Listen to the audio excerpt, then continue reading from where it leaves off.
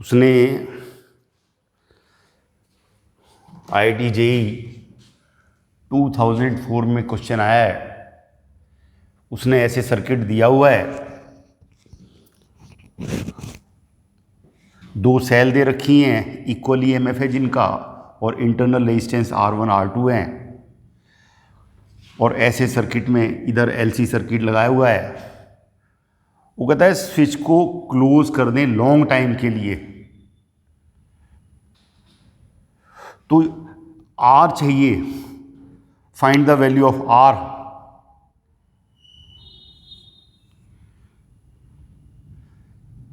Where potential difference across the battery A will be 0। वो कहता है स्विच को क्लोज कर दें तो लॉन्ग टाइम के बाद इस सेल के अक्रॉस, जिसका इंटरनल रेजिस्टेंस R1 है, पोटेंशियल डिफरेंस इसके अक्रॉस 0 आता है। तो इस R की वैल्यू चाहिए, और ये दोनों इक्वल दिए हुए हैं, और इसका इंटरनल रेजिस्टेंस इससे ज़्यादा है, R1 R2 से ज़्यादा है, E1 = E2 = E, ये दिया हुआ है। अब ये जो हमारे पास जो सर्किट दिया हुआ है, तो पहले तो हमने ये दोनों रेजिस्टेंस हैं, ये पैरेलल में, तो इन दोनों का मिला के R और R 1/R 1/R 2/R उल्टा करेंगे R/2, तो M और P के बीच में R/2 रेजिस्टेंस रह जाएगा। ऐसे ही M और Q के बीच में ये भी R/2 रह जाएगा। तो उसको हमने यहाँ से शो किया हुआ है, M और P के बीच में R/2 रह गया, M और Q के बीच में R/2 रह गया, और अब ये इसके साथ सीरीज में, ये भी इसके साथ सीरीज में, इन दोनों को सॉल्व करके ये दोनों सीरीज में हो गए, तो M से N तक भी, यहाँ से यहाँ तक रेजिस्टेंस M से N तक, ये R/2 + R 3R/2, और ये R/2 + R, ये भी 3R/2, और फिर ये दोनों अब पैरेलल में, अब ये दोनों पैरेलल में, फिर इन दोनों का मिला के आधा रह जाएगा, इक्वल है दोनों, तो M और N के बीच में टोटल रेजिस्टेंस रहेगा 3R/4। अब सर्किट इस तरह से है, और स्विच कर दिया हमने क्लोज, तो लॉन्ग टाइम कर, जब लॉन्ग टाइम हो जाएगा, आफ्टर ए लॉन्ग टाइम कहा है उसने, तो जो कैपेसिटर है इसकी चार्जिंग होगी, और आफ्टर ए लॉन्ग टाइम ये फुली चार्ज हो जाएगा, और अब इसमें चार्ज फ्लो नहीं करेगा, इस ब्रांच में चार्ज फ्लो नहीं करेगा। डीसी सोर्सेज हैं, कैपेसिटर चार्ज होके रह जाएगा, और लॉन्ग टाइम के बाद इस ब्रांच से चार्ज होना, फ्लो बंद हो जाएगा, और अब करंट ऐसे फ्लो करेगी। दोनों की पोलरिटी सेम है, दोनों ने करंट ऐसे देनी है, तो करंट सेल्फ इंडक्टेंस के थ्रू होकर जाएगी, यहाँ से नहीं जाएगी, और ऐसे जाके करंट यहाँ से ऐसे फ्लो करेगी। लॉन्ग टाइम के बाद में करंट ऐसे फ्लो करेगी। और अब आप इसके लिए, इस पाथ के लिए यहाँ से ऐसे सेल्फ इंडक्टेंस के थ्रू किरचॉफ लॉ लगा रहे हैं, E + E, ये करते हैं आप σE = σIR,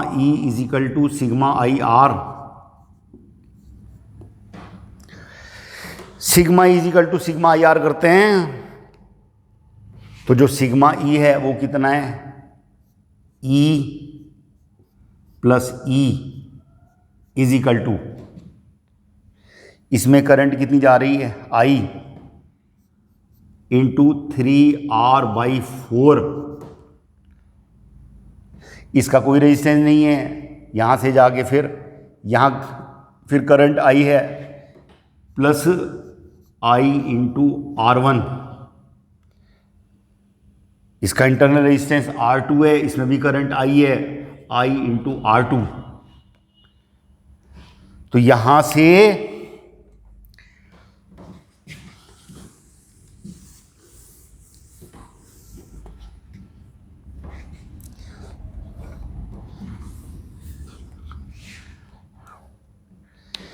ये 3r/4, ये r1 + r2 और ये 2e।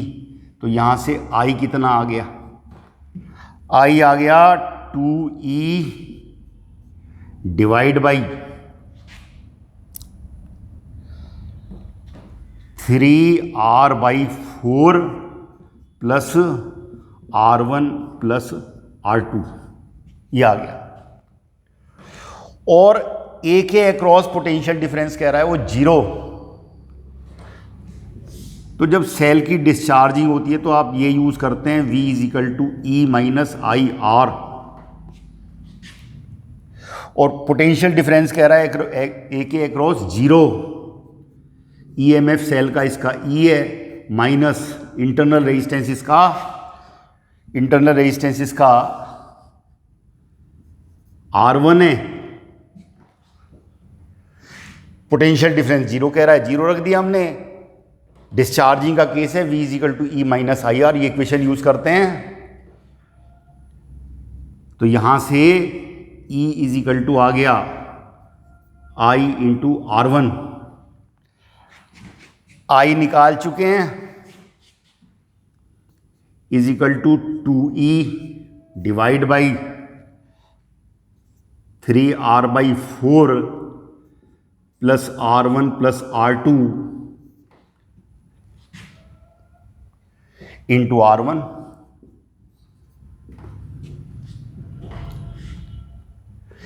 E से E कैंसिल हो जाएगा,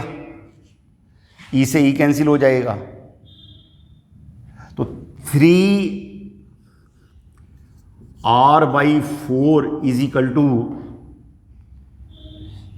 3r/4 plus r1 plus r2 = 2r1।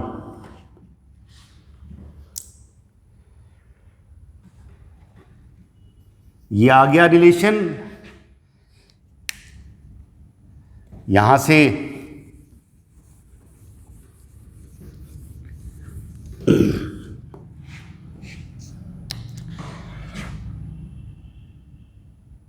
ये 2r1 है तो r1 रह जाएगा, तो 3r/4 =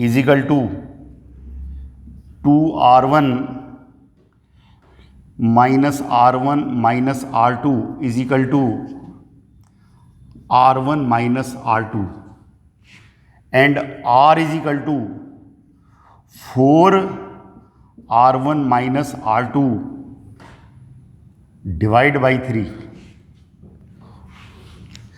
कैपिटल R पूछ रहा है, कैपिटल R की वैल्यू निकालनी है।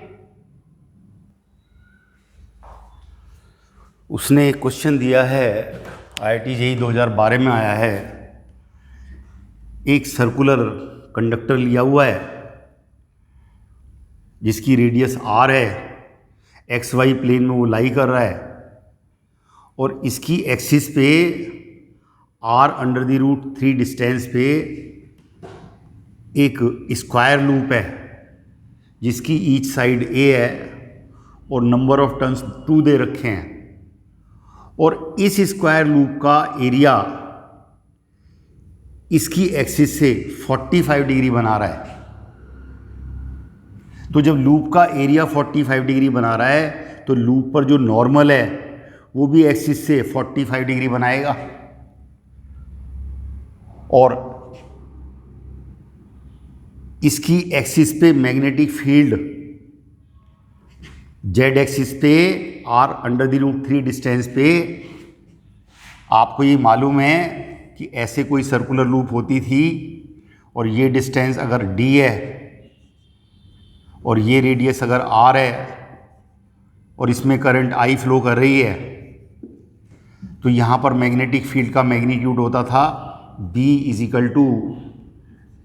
μ0 N I radius square divide by 2, radius square plus यहाँ से ये डिस्टेंस स्क्वायर की पावर 3/2। इसमें नंबर ऑफ टर्न्स 1 है। तो तो इससे जो मैग्नेटिक फील्ड होगा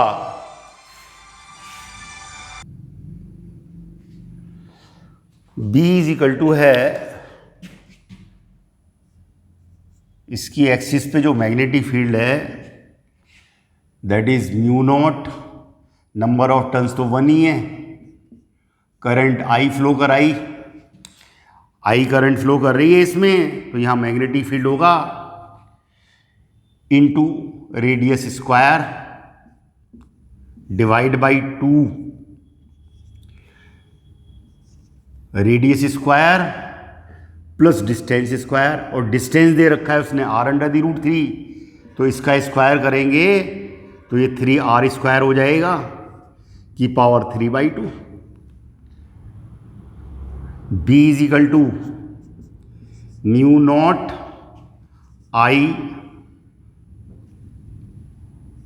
r² डिवाइड बाई 2, 4r² की power 3/2 is equal to mu naught I r² divide by 2। अब ये 2r है, उसका √√ करेंगे तो 2r रह जाएगा और उसका क्यूब, तो ये सॉल्व होके आ जाएगा 8r³। तो B इज इक्वल टू आ गया म्यू नॉट I, इससे कैंसिल हो जाएगा डिवाइड बाई 16r। यहां पर इतना मैग्नेटिक फील्ड होगा अलोंग द एक्सिस, और इसका एरिया इसकी एक्सिस से 45 डिग्री बना रहा है, तो इसका नॉर्मल वो भी 45 डिग्री बनाएगा। अब आप जो है डेफिनेशन क्या है म्यूचुअल इंडक्टेंस की दो कॉइल के बीच में,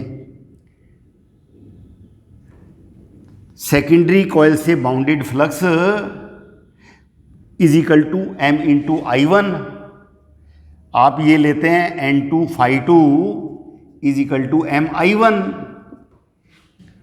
दो कॉइल के बीच में बाय डेफिनेशन ये लेते हैं, और N2 φ2 is the flux bounded by the secondary coil.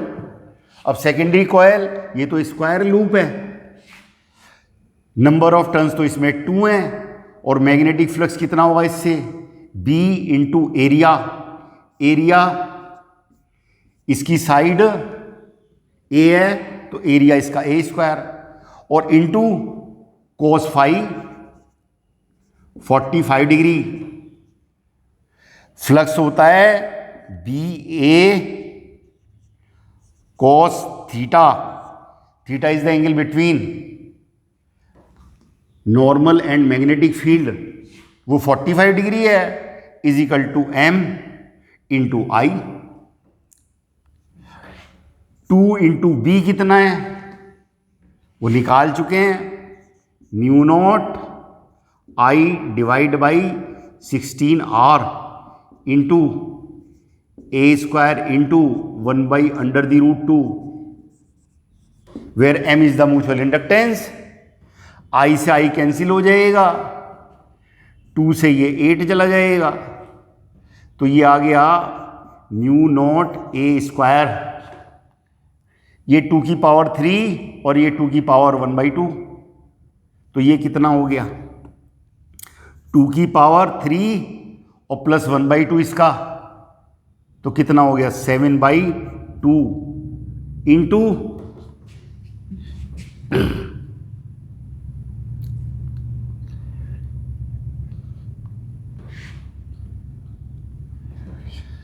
यहां से B की वैल्यू रख रहे हैं divide by R is equal to M।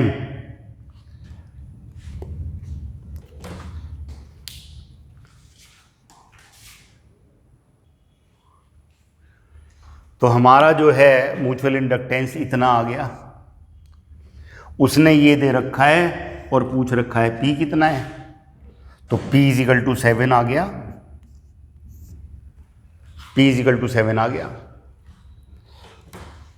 यहां पर उसने ये इतना छोटा दे रखा है R से कि इससे जो एक्सिस पे मैग्नेटिक फील्ड है करीब करीब पूरे एरिया में वही रहेगा, इसलिए हमने यहाँ पे यूज़ कर लिया फ्लक्स में। B into area. Small a capital R ए कंपेरिजन में बहुत छोटा है, तो over the cross section area of square loop we can assume magnetic field is uniform, और वहां से सॉल्व करके P = 7 आ जाएगा। IIT JEE मेन में 2013 में क्वेश्चन आया है। एक टेबल है, उसकी सरफेस हॉरिजॉन्टल है और एक स्ट्रिंग ली हुई है लेंथ 12 की, और एक रॉड ले रखी है कंडक्टिंग जिसकी लेंथ L है, और हॉरिजॉन्टल प्लेन में उसको ओमेगा से घुमाया जा रहा है एंड मैग्नेटिक फील्ड वर्टिकल।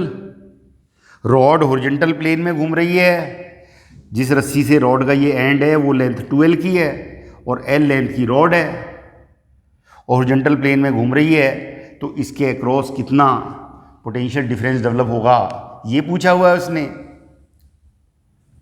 अब हमें मालूम है जब किसी रॉड को हम v वेलोसिटी से L लेंथ की रॉड लेके v वेलोसिटी से और मैग्नेटिक फील्ड इनवार्ड वेलोसिटी ऐसे और लेंथ ऐसे, तो दो एंड्स के अक्रॉस, रॉड के एंड्स के अक्रॉस जो पोटेंशियल डिफरेंस डेवलप होता है वो होता है BV × L। टर्म्स कंडीशन है कि मैग्नेटिक फील्ड, वेलोसिटी और लेंथ ये तीनों एक दूसरे के परपेंडिकुलर होने चाहिए। मैग्नेटिक फील्ड इनवार्ड हो गया, वेलोसिटी ऐसे हो गई, लेंथ ये है, और साथ में इनका मैग्नीट्यूड भी कांस्टेंट रहना चाहिए। अब इस केस में रॉड को जो आप रोटेट कर रहे हैं तो टॉप व्यू लेकर चल रहे हैं, यहां से देख रहे हैं सपोज करो, तो ऐसे रॉड यहां से L लेंथ की तो रॉड है और इसके अबाउट इसको रोटेट कर रहे हैं, यहां से स्ट्रिंग कनेक्टेड है और ये लेंथ दे रखी है उसने 2L, और रॉड को इससे बांध के ऐसे घुमाया जा रहा है ओमेगा से। ऐसे हॉरिजॉन्टल प्लेन में यहां से देख रहे हैं तो टॉप व्यू ऐसे दिखेगा। अब वेलोसिटी, लेंथ और मैग्नेटिक फील्ड तीनों परपेंडिकुलर हैं। वेलोसिटी तो ऐसे होगी, मैग्नेटिक फील्ड वो उसने ऐसे लिया हुआ है, मैग्नेटिक फील्ड परपेंडिकुलर है। अगर बाहर की तरफ आ रहा है तो डॉट ले लो, अंदर जा रहा है तो क्रॉस ले लेंगे। मैग्नीट्यूड पूछ रहा है वो, मैग्नेटिक फील्ड ये हो गया, लेंथ ऐसे हो गई और वेलोसिटी इस तरह से होगी, तो ये कंडीशन तो फुलफिल हो गई कि तीनों चीजें परपेंडिकुलर हैं। लेकिन रॉड का ईच पार्ट यहां से उसकी वेलोसिटी v = होता है ओमेगा × रेडियस। तो यहां जो पहला पार्ट है रॉड का, उसकी वेलोसिटी तो उसके लिए तो रेडियस सर्कुलर मोशन की हो गई 2L, और लास्ट वाला है उसकी सर्कुलर मोशन की रेडियस हो गई 3L। तो फिर क्या करेंगे कि हम यहां से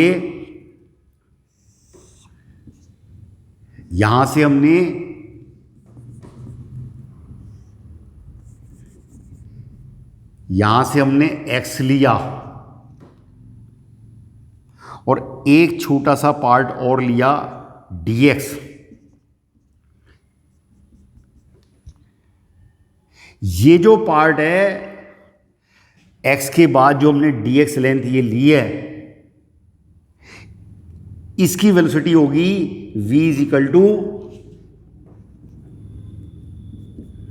ओमेगा × रेडियस। सर्कुलर मोशन की इसकी जो रेडियस है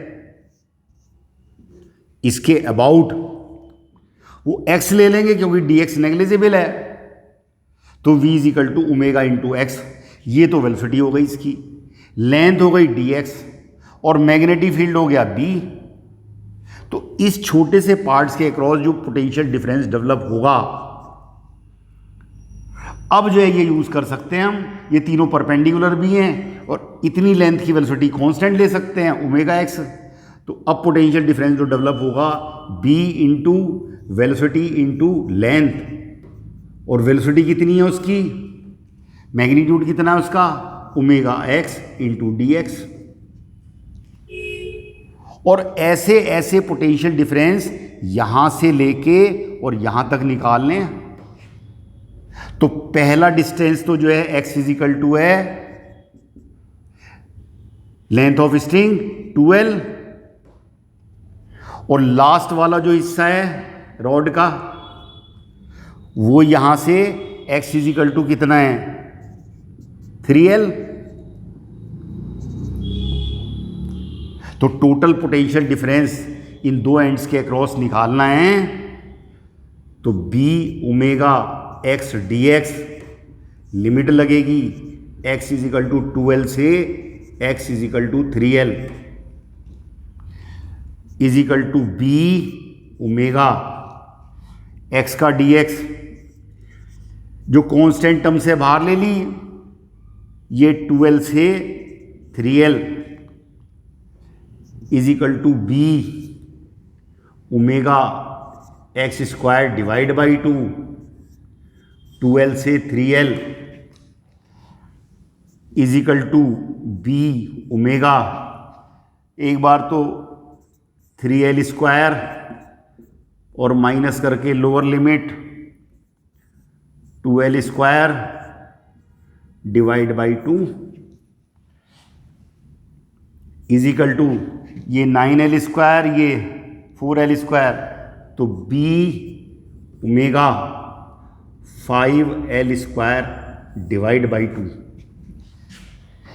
इतना पोटेंशियल डिफरेंस आ गया। इस रॉड के अक्रॉस जो पोटेंशियल डिफरेंस है वो v इजिकल टू कितना आ गया 5b omega L square divide by 2। यही पूछ रहा है, बस केवल ये देखना है कि जो लिमिट लगेंगी वो 2L से लेके 3L तक लगेंगी। सिंपल क्वेश्चन है। एक क्वेश्चन आया है जेई मेन 2016 में, उसने कहा एक आर्क लैंप है जो 80 वोल्ट पर 10 एम्पियर करंट पर फंक्शन करता है, मतलब 80 वोल्ट पर 10 एम्पियर करंट फ्लो करती है इसमें, और डीसी सोर्स है। तो यहां से V is equal to I R, V is equal to I R 80 is equal to 10 ampere current flow कर रही है, तो रेजिस्टेंस ऑफ लैंप आ गया 8 ओम। अब वो कहता है इसी आर्क लैंप को 220 वोल्ट आरएमएस पे 50 हर्ट्ज एसी पे यूज करना है, और पहले जैसा जो है फंक्शन होना चाहिए इसका, मतलब इसमें करंट 10 एम्पियर होनी चाहिए। अब आपने 220 वोल्ट लिया हुआ है तो 80 वोल्ट से तो बहुत ज़्यादा है ये, और हमें करंट चाहिए उतनी। 220 से अगर 10 एम्पियर करंट लेते हैं तो 22 एम्पियर हो जाएगी। अगर केवल रेजिस्टेंस यूज़ करते हैं तो 220 डिवाइड बाई रेजिस्टेंस 8, तब तो करंट बहुत ज़्यादा हो जाएगी। और हमें बिल्कुल वैसा ही फंक्शन चाहिए इसका, मतलब फिर से करंट 10 एम्पियर फ्लो करानी है, 220 वोल्ट पे इसे यूज करना है एज इट इज, और ऐसी ग्लो होनी चाहिए, तो करंट भी इसमें 10 एम्पियर होनी चाहिए। तो उसके लिए हम एक सेल्फ इंडक्टेंस यूज करेंगे। उसने कहा हुआ है एक सेल्फ इंडक्टेंस यूज करेंगे, तो ये कितनी होनी चाहिए, एल के लिए पूछ रखा है उसने। तो जब आप एसी लेते हैं तो एल आर सर्किट में जेड इजिकल टू होता है आपका ओमेगा एल का whole square plus R square, और जेड इजिकल टू होता है ओमेगा होता है 2 pi into frequency into self inductance का whole square plus R square. तो जेड इजिकल टू होगा under the root 4 pi square frequency square L square plus R square is equal to under the root 4 pi square को ले लो 10, pi square को करीब 10 ले लो, frequency 50 square L square plus R square, R आप निकाल चुके हैं, दैट इज 8 स्क्वायर। और करंट चाहिए आपको कितनी, V divide by V R M S divide by Z, that is ये कितने एम्पियर लेनी है, जितनी पहले है 10, वी आर एम एस कितना है 220 डिवाइड बाई जेड, जेड ये है अंडर दी रूट, ये तो 40 हो गया, इंटू ये 2500 एल स्क्वायर प्लस 64, 10 से ये 10 कैंसिल कर लो, तो ये आ गया under the root 40 into 2500 L square plus 64 is equal to 22। इसको हटाओ, इसका स्क्वायर कर दो, तो ये कितना हो जाएगा 484, 64 इधर लाओ तो 40 into 2500 L square is equal to 484 minus 64 420। L square solve करना है, एल स्क्वायर सॉल्व करना है, कैलकुलेशन है 40 into 2500 L square is equal to 420, इससे ये चला जाएगा, यहां से ये 2500 इंटू 4 कितना हो जाएगा,